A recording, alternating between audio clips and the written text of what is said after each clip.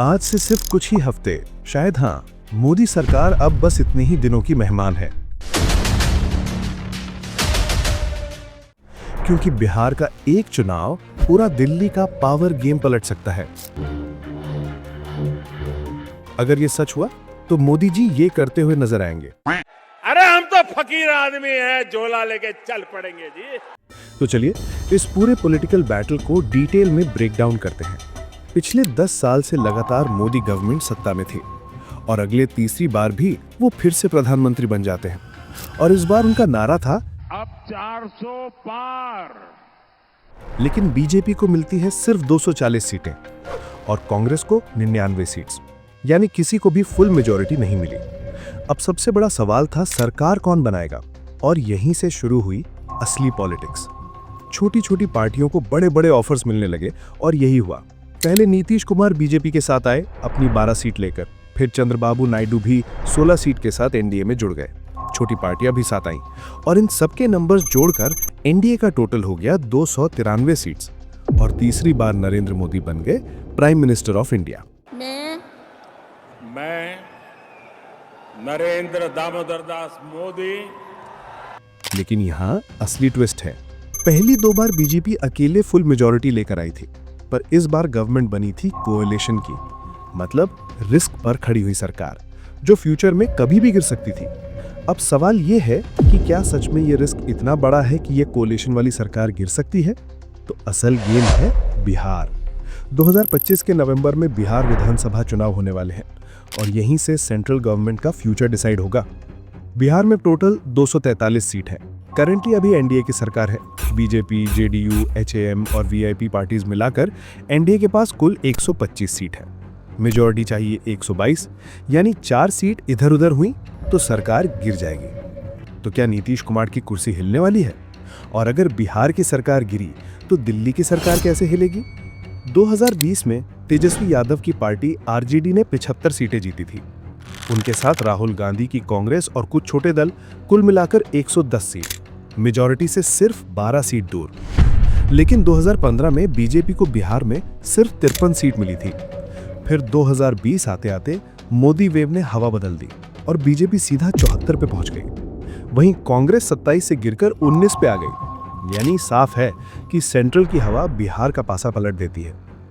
अब बड़ा सवाल यही है, 2024 में जब कांग्रेस ने अपनी सीटें डबल कर लीं और बीजेपी नीचे आ गई, तो क्या वही ट्रेंड 2025 के बिहार चुनाव में रिपीट होगा?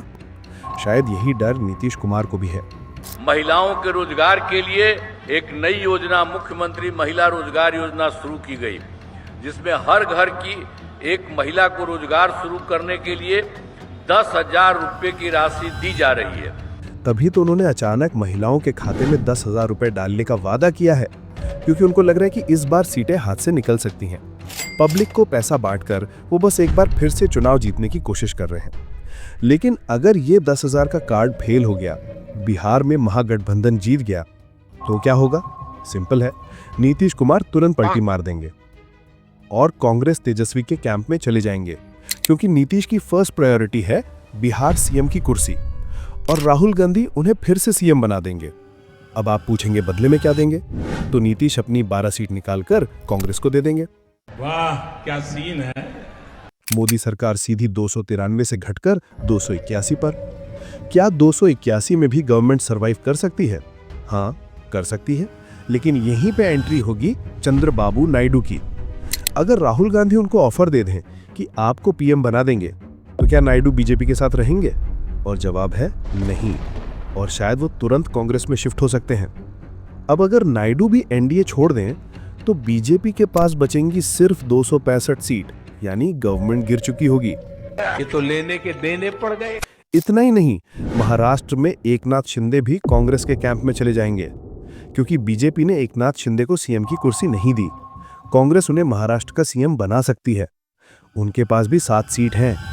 अब फाइनल इक्वेशन देखिए, बीजेपी बचेगी सिर्फ 258 सीट पर और इंडिया अलायंस क्रॉस कर जाएगा बीजेपी को, यानी पावर शिफ्ट हो जाएगा इंडिया अलायंस के पास। मजा आया। लेकिन असली मास्टर स्ट्रोक यहां है, पीएम फिर राहुल गांधी नहीं बनेंगे। क्या बात कर रहे हैं? एग्जैक्टली आपको याद है 1975 से 77 का दौर, जब इंदिरा गांधी ने पूरे देश में इमरजेंसी लगा दी थी। भाइयों और बहनों, राष्ट्रपति जी ने आपातकाल की घोषणा की है। सारे फंडामेंटल राइट सस्पेंड कर दिए गए थे, मीडिया पर सेंसर लगा दिया गया था और ओपोजिशन लीडर्स जेल में डाल दिए गए थे। पूरा देश लिटरली डिक्टेटरशिप फील कर रहा था। अब जनता इतनी नाराज हो चुकी थी कि 1977 के जनरल इलेक्शन में कांग्रेस को हराने के लिए सारे विरोधी दल एकजुट हो गए। भारतीय जनसंघ, जो आज की बीजेपी है, भारतीय लोकदल, चौधरी चरण सिंह की पार्टी और समाजवादी पार्टी मिलकर बनाते हैं जनता पार्टी। रिजल्ट क्या आया?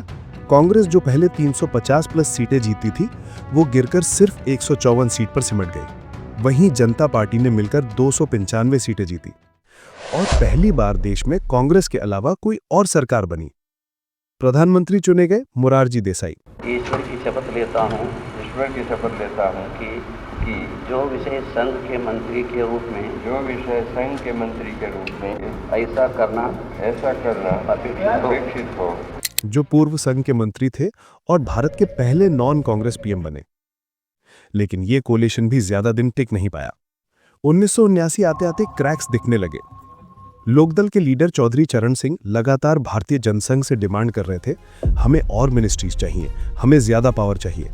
लेकिन बीजेपी ने साफ मना कर दिया और फिर चरण सिंह सीधा कांग्रेस से डील कर लेते हैं। इंदिरा गांधी उनसे वादा करती हैं कि अगर वो जनता पार्टी छोड़ दे तो उन्हें पीएम बना दिया जाएगा। और 19 जुलाई 1979 को मोरारजी देसाई रिजाइन कर देते हैं। 29 जुलाई 1979 को चरण सिंह शपथ लेते हैं और भारत के प्राइम मिनिस्टर बन जाते हैं। चरण सिंह के पास खुद की सिर्फ 60 सीटें थीं, कांग्रेस के पास भी सिर्फ 154, लेकिन फिर भी भारत का प्रधानमंत्री वही इंसान बन गया जिसकी ताकत सिर्फ एक छोटे रीजनल दल तक सीमित थी। ये था कांग्रेस का असली पॉलिटिकल चाल। तो क्या 2025 में भी वही रिपीट होगा? क्या राहुल गांधी भी यही गेम प्ले कर सकते हैं? कांग्रेस के पास इस बार सिर्फ 99 सीट्स हैं, लेकिन अगर बिहार का इलेक्शन पलट गया, नीतीश कुमार एनडीए से निकलकर इंडिया अलायंस में चले गए और चंद्रबाबू नायडू को राहुल गांधी ने पीएम बनने को ऑफर दे दिया, तो क्या हिस्ट्री खुद को दोहराएगी? क्योंकि चंद्रबाबू नायडू की पार्टी टीडीपी के पास आज 16 सीट है, नीतीश कुमार के पास 12 सीट। अगर ये दोनों एनडीए से निकलकर कांग्रेस के साथ जुड़ गए तो बीजेपी सरकार सीधा कोलैप्स कर जाएगी और फिर वही होगा जो 1979 में हुआ था। कांग्रेस अपने खुद के पीएम को नहीं बनाएगी, बल्कि किसी रीजनल लीडर को आगे कर देगी ताकि पावर इनडायरेक्टली उनके हाथ में रहे। तो अब बड़ा सवाल यही है, क्या 2025 में फिर से देश को मिलेगा एक ऐसा पीएम जिसकी अपनी पार्टी के पास सिर्फ 15 से 20 सीट हो? क्या चंद्रबाबू नायडू 2025 के चरण सिंह बन सकते हैं? और क्या मोदी गवर्नमेंट नवंबर 2025 तक टिक पाएगी? तो आपको क्या लगता है, सच में बिहार का चुनाव पूरे देश की डायरेक्शन बदल देगा? क्या 2025 में हिस्ट्री खुद को दोहराने वाली है?